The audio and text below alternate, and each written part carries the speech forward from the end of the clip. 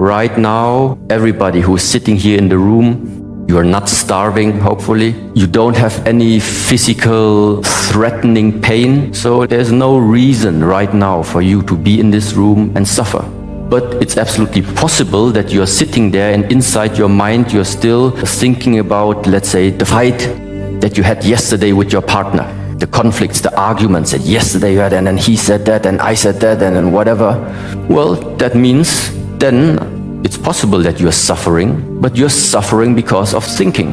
You're suffering because of something immaterial, of something that doesn't even you cannot grasp it. And then I tell you, just let go. Just forget about what happened yesterday. Come back to the presence. The presence is right now here in the room. If you are able to do this, suffering gone. But it's not easy to do it, which is why it needs to be practiced. To let go of the thoughts. In all these 41 years, I was in contact with many different traditions, philosophies, teachings, and I think many of them have their place. But the only thing until today that remains true for me, which is, if I have to tell you something, the last thing about the teaching is not coming from me, but I get into an understanding. Why is there the saying, with our thoughts we create the world? This is the ultimate. That is the ultimate truth. With your thoughts you are creating the world.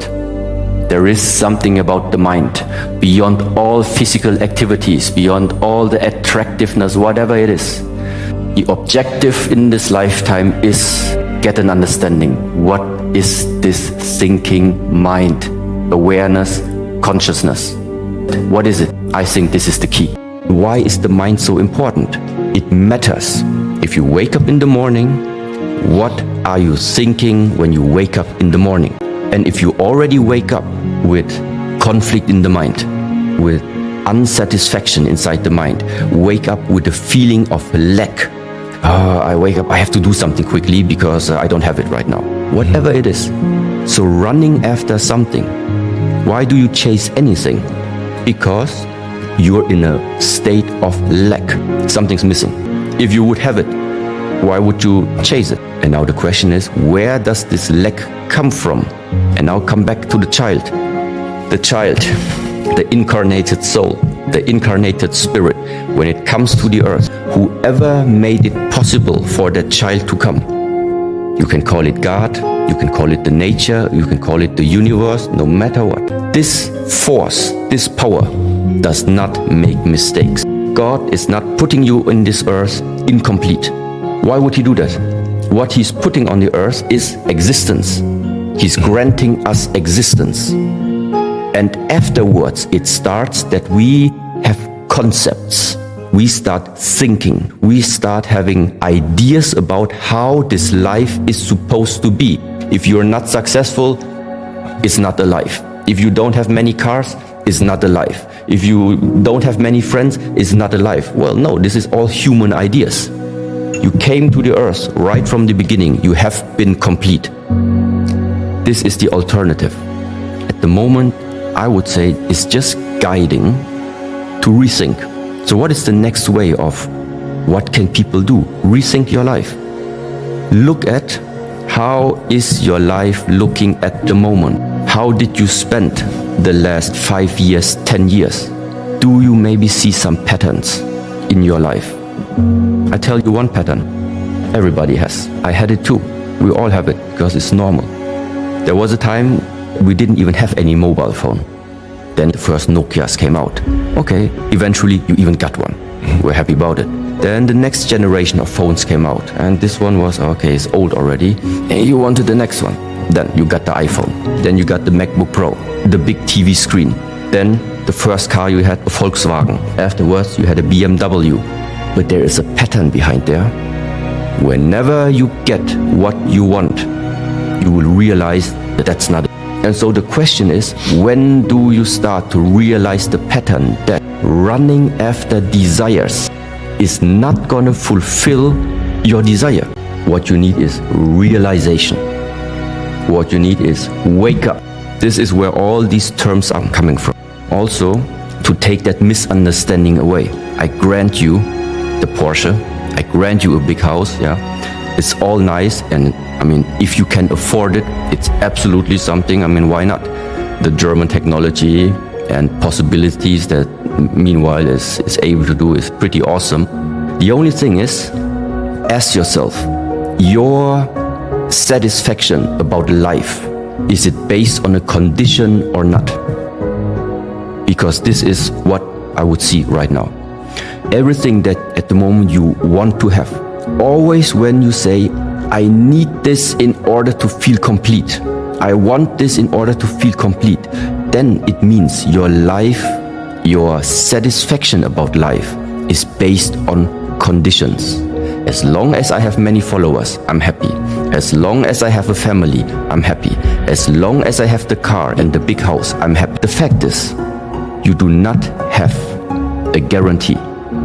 You do not have a security that at any point in time, you're gonna lose these things. First of all, latest, when the body falls apart, you're gonna lose them anyway.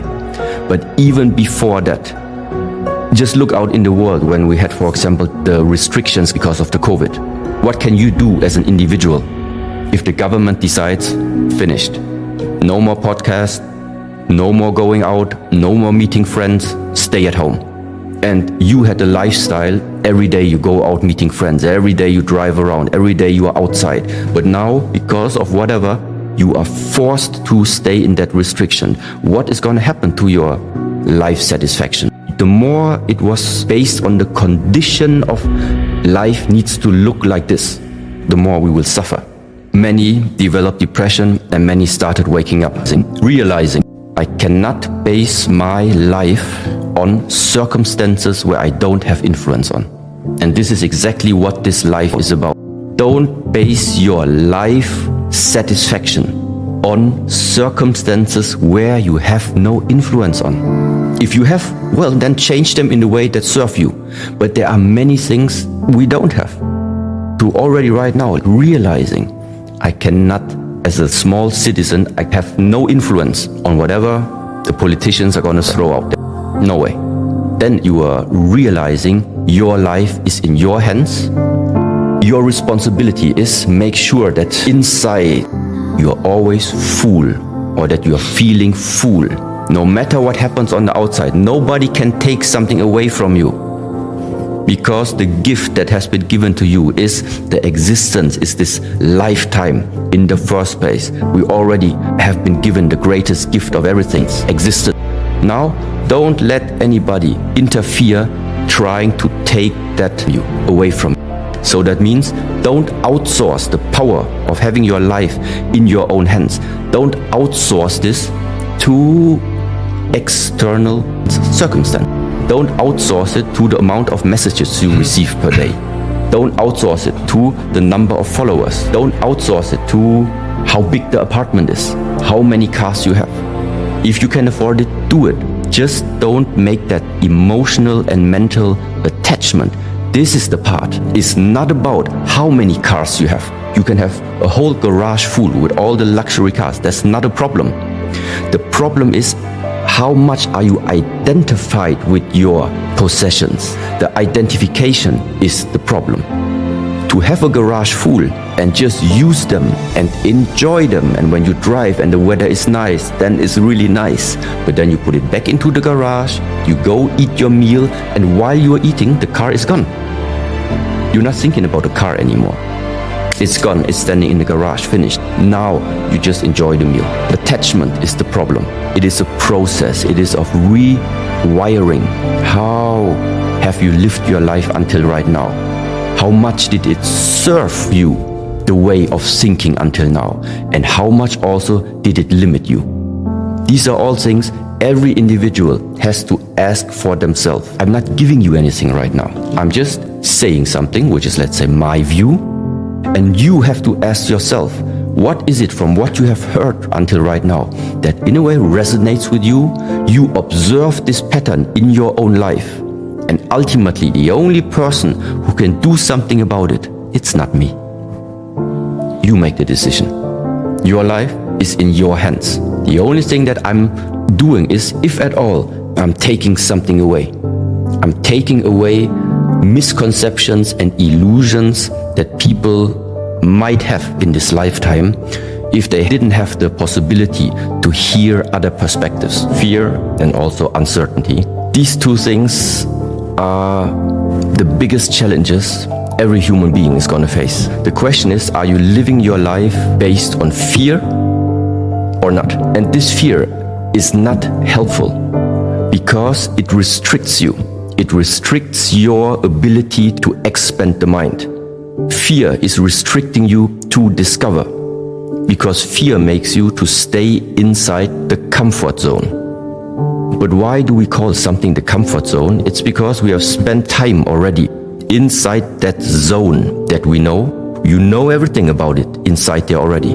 You have seen it, you have experienced all of it. That's why everything has become comfortable to you. So as long as you're comfortable, it means you are not leaving the things that you know. This existence is too big. It's 0.1% of knowing, it's 99% of not knowing.